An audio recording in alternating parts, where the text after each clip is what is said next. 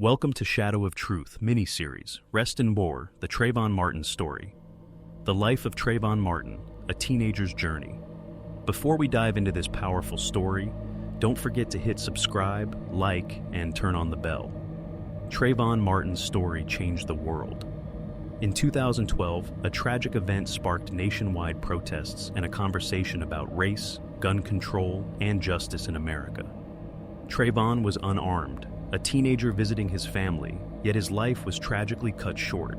But who was Trayvon, and what led to the fateful night that would change everything? Stay with us as we explore the life of Trayvon Martin and the forces surrounding his tragic death. Trayvon's early life. A teenager like any other, Trayvon Benjamin Martin was born on February 5, 1995, in Miami, Florida.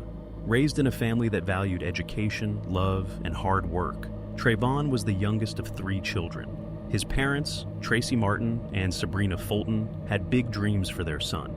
He was a 17-year-old high school student with his whole life ahead of him. In many ways, Trayvon was just like any other teenager. He enjoyed playing video games, hanging out with friends, and sharing moments with his family. His life was filled with simple joys, the promise of youth, and the dreams of a future yet to be determined. He was not a troublemaker. In fact, he had no criminal record, and those who knew him described him as polite, loving, and full of potential. Trayvon was an athlete with a passion for sports, especially football, and he was a talented student. But Trayvon's life wasn't just about school and sports. He had also faced his fair share of struggles, growing up in a neighborhood that wasn't always kind to African American teens. His experiences, both at home and in his community, gave him a sense of resilience, yet also exposed him to the harsh realities of life as a young black male. In America, Trayvon's final days, a visit to Sanford. In the weeks leading up to the fateful night, Trayvon was visiting his father, Tracy Martin, in Sanford, Florida. Trayvon had been living with his father for a short time, as his parents were separated. Tracy's fiancée, Brandy Green, lived in a gated community called the Retreat at Twin Lakes, a quiet suburban area where Trayvon had visited before. On February 26, 2012, Trayvon had left the house to walk to a nearby 7-Eleven convenience store. He bought a pack of Skittles and a can of iced tea, 2 items that would tragically become symbols of his innocence and the terrible misinterpretation of his actions that night. As he walked back to his father's house, Trayvon was unarmed, his only possession being the items he had just purchased. He was wearing a hoodie, which would later become a symbol in the protests and rallies that followed his death. At this point, Trayvon was just a normal teen, unaware that he was being watched by someone who would soon alter the course of his life forever. George Zimmerman, the neighborhood watchman. George Zimmerman, a 28-year-old neighborhood watch member, was patrolling the Retreat at Twin Lakes when he noticed Trayvon walking through the neighborhood. Zimmerman, who had been suspicious of Trayvon because of his clothing and demeanor, decided to call the non-emergency police line. He told the dispatcher, "This guy looks like he's up to no good, or he's on drugs or something." The dispatcher advised Zimmerman not to follow Trayvon, but Zimmerman ignored this advice, choosing to follow him anyway. This moment, the decision to follow Trayvon, would be the first in a series of actions that led to an irreversible tragedy. Zimmerman, who was carrying a firearm, began to stalk Trayvon, getting closer and closer until the two eventually came face to face. The encounter, a moment of fear and misunderstanding. At some point during the confrontation, Zimmerman and Trayvon came into direct contact. According to Zimmerman's account, Trayvon allegedly confronted him, asking, "You got a problem?" Zimmerman claimed that he was attacked by Trayvon, who allegedly punched him in the nose, knocking him to the ground. Zimmerman then said that Trayvon straddled him and began to slam his head into the concrete sidewalk. Zimmerman claimed he felt his life was in danger, and in response he drew his gun and shot Trayvon. The gunshot rang out at 7:16 p.m., and Trayvon was left lying on the ground, unarmed and alone. Zimmerman, bleeding from his nose and with some minor injuries, immediately called 911 to report the shooting. Trayvon Martin was dead. The aftermath. The beginning of a national outcry. In the hours and days following the shooting, the case began to attract national attention. Zimmerman was taken into custody but not arrested. Under Florida's Stand Your Ground law, Zimmerman claimed he shot Trayvon in self-defense after feeling threatened by the unarmed teen. The law, which permits the use of deadly force in situations where one feels threatened, was central to Zimmerman's defense and would become a flashpoint for debates on race, gun control, and justice. Trayvon Martin's death immediately sparked outrage. The public was split. Many saw Zimmerman as a vigilante who had racially profiled Trayvon, while others believed that Zimmerman was simply defending himself. But what could not be ignored was the fact that Trayvon, a 17-year-old high school student, had been shot and killed while unarmed, and he had been following a normal, everyday routine. The outrage grows, the call for justice. As the case gained traction, it became a national issue. Protests erupted across the country, demanding justice for Trayvon Martin. Celebrities, activists, and ordinary people alike took to social media, the streets, and the news outlets to speak out against what they saw as an injustice. The hashtag Black Lives Matter was born, and Trayvon's death became a symbol for racial profiling, police misconduct, and the misuse of self-defense laws. The family of Trayvon Martin, led by his mother, Sabrina Fulton, and his father, Tracy Martin, stood strong in their quest for justice. They called for an investigation into the circumstances of his death, demanding that Zimmerman be arrested and charged with second-degree murder. Trayvon's legacy, his story, and his death became a rallying cry for people across the United States and the world. The investigation, trial, and cultural impact. The initial investigation, a controversial decision.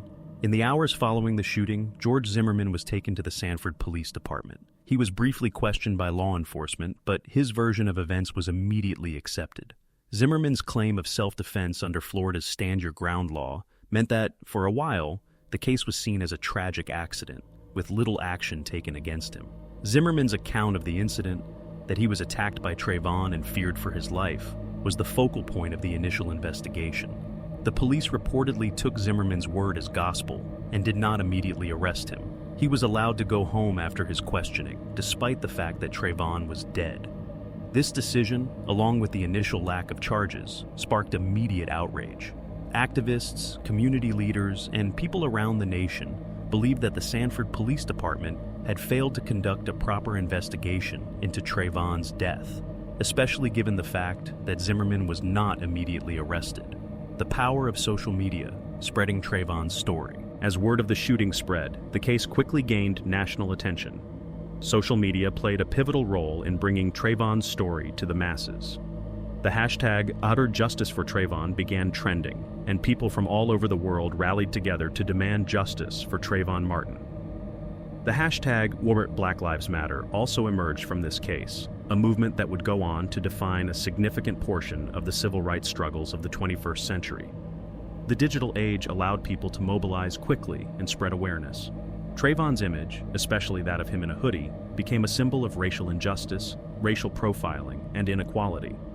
Trayvon's mother, Sabrina Fulton, and his father, Tracy Martin, both became powerful voices in the call for justice, traveling across the country to speak at rallies, town halls, and news outlets. They became the faces of an ongoing fight for justice for Trayvon and all victims of racial violence. The outrage grows. National protests. As the weeks passed, the anger surrounding Trayvon's death grew. In cities across America, people took to the streets in protest, demanding that George Zimmerman be arrested and charged. At rallies, people wore hoodies, an iconic image that symbolized Trayvon's innocence and the injustice he had faced. The protests were met with mixed reactions. Some viewed them as a necessary fight for justice, while others saw them as a disruptive and polarizing force. But one thing was clear. Trayvon's death had become a cultural moment, a touchstone in the ongoing conversation about race, justice, and gun control in America. The Black Lives Matter movement gained momentum, and the protests helped bring issues of racial violence and systemic injustice into the national conversation. The trial, George Zimmerman's defense. After months of national pressure, in April 2012, George Zimmerman was finally arrested and charged with second-degree murder and manslaughter. The case against him seemed straightforward. Zimmerman had profiled Trayvon, followed him, and escalated the situation. The tragic result was Trayvon's death, despite the fact that Trayvon was unarmed. The defense, however, was based on the argument that Zimmerman acted in self-defense under the Stand Your Ground law, which allowed him to use deadly force if he feared for his life.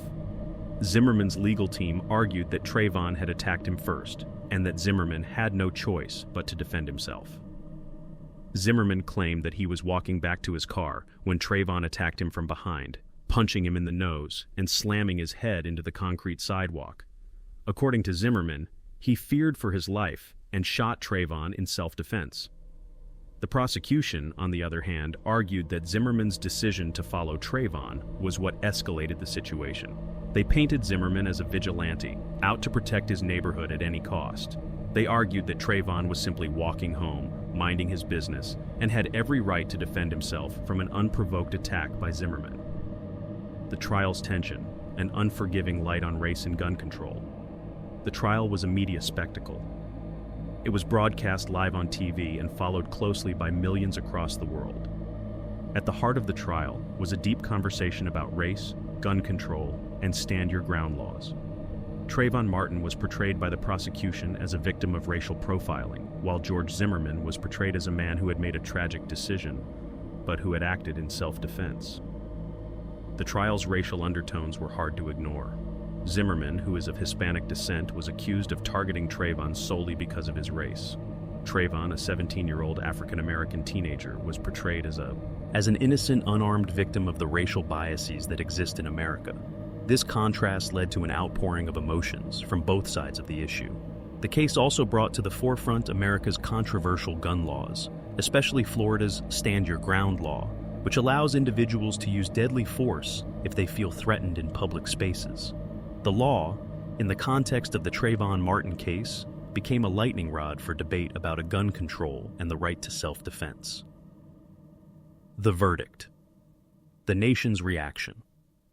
After weeks of testimony, the jury deliberated for 16 hours before delivering their verdict on July 13, 2013, not guilty.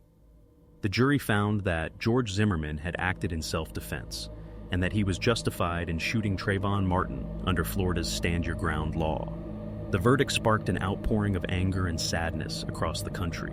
Trayvon Martin's family was devastated, and many people believed that justice had not been served.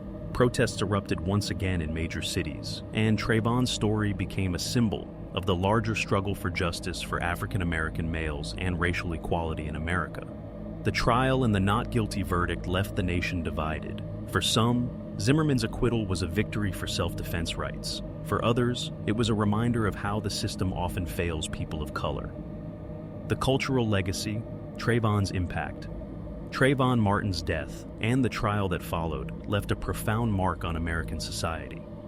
The case ignited the Black Lives Matter movement, a movement that has grown over the years to address police brutality, racial profiling, and inequality. It forced the country to confront its own issues with race, justice, and gun control. Trayvon Martin's legacy is alive in the conversations that continue to unfold about racial justice, inequality, and the right to protect one's life in the context of systemic discrimination. The legacy, Trayvon Martin's impact, and the fight for justice. The immediate aftermath, the national outcry. The not guilty verdict in 2013 sent shockwaves through the nation. For many, the idea that George Zimmerman had been acquitted of second-degree murder and manslaughter was incomprehensible. Trayvon Martin, a 17-year-old teenager, was unarmed and was confronted simply because of the color of his skin. The pain and disbelief of his family, his mother Sabrina Fulton and father Tracy Martin, became emblematic of a much larger national tragedy, the failure to deliver justice for Trayvon.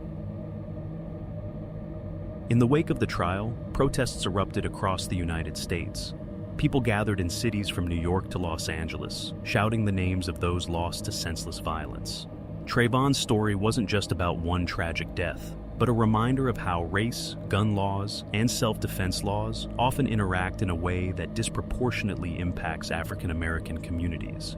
The chants of justice for Trayvon filled the air in every march, a powerful statement of solidarity and resistance.